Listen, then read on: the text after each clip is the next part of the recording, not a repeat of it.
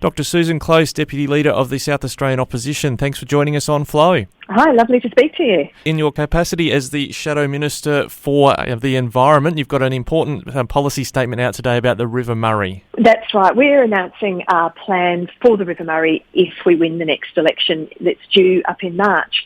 And one of the features of that is we'd like to see a commissioner for the Murray appointed, someone who sort of sits above politics, can report directly to Parliament, work with irrigators, and importantly be a very strong voice on our behalf with the other states.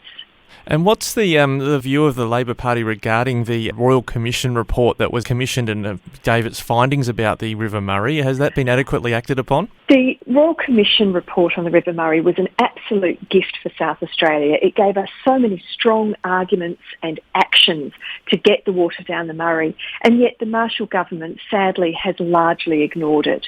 And I think that's because the Royal Commission criticised David Speers, said that he capitulated to eastern states' interests instead of standing up for South Australia. And I think that's embarrassed the Marshall government.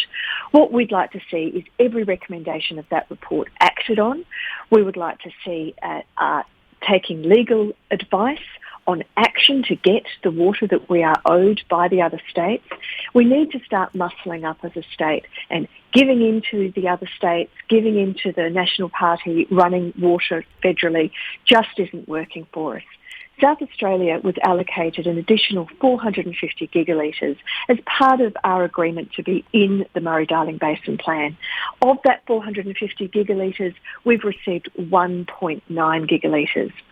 There may be another 16 or so gigalitres to come in a project that's being considered at present, but no one seriously thinks that we're going to get the 450 gigalitres, and that's why we have to start muscling up. We cannot let the other states make a fool of us.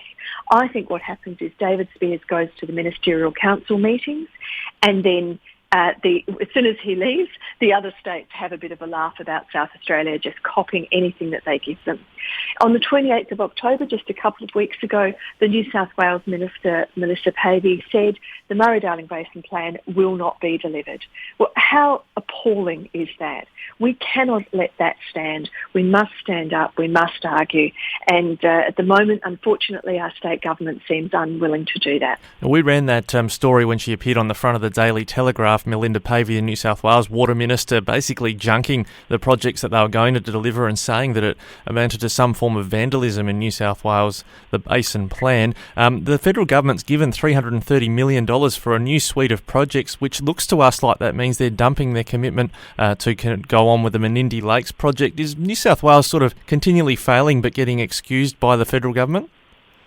That's right. What you're seeing is a deal between the federal government and the New South Wales government to simply let the Murray-Darling Basin Plan go.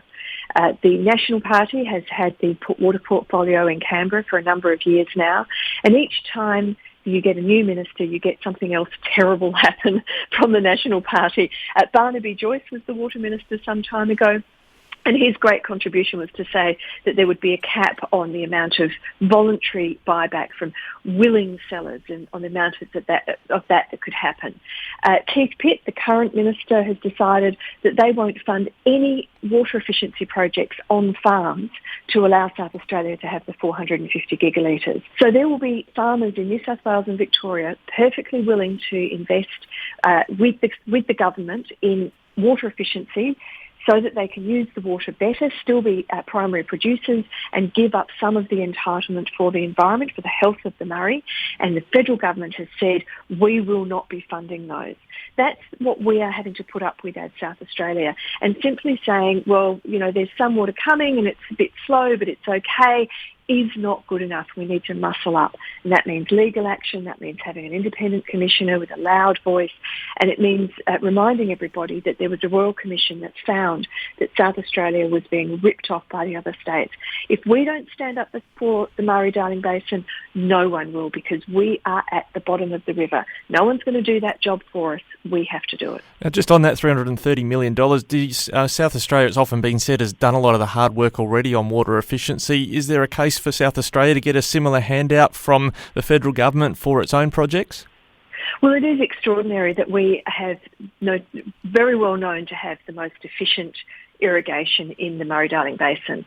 We have long treated water with the respect that it deserved, and it is ironic that the federal government's prepared to throw money at a state that isn't treating water that way, that's doing floodplain harvesting, that has open channel irrigation, and yet we are constantly asked to simply cop it, and it's not good enough, and we need to stand up. Just lastly, Barnaby Joyce has been in the headlines, of course, with the Glasgow Climate Conference going on. That Royal Commission report you're referring to today made some pretty strong findings about whether the Basin Plan adequately factors climate change. What would a Labor state government do on that front on making sure climate change is factored in the Basin Plan?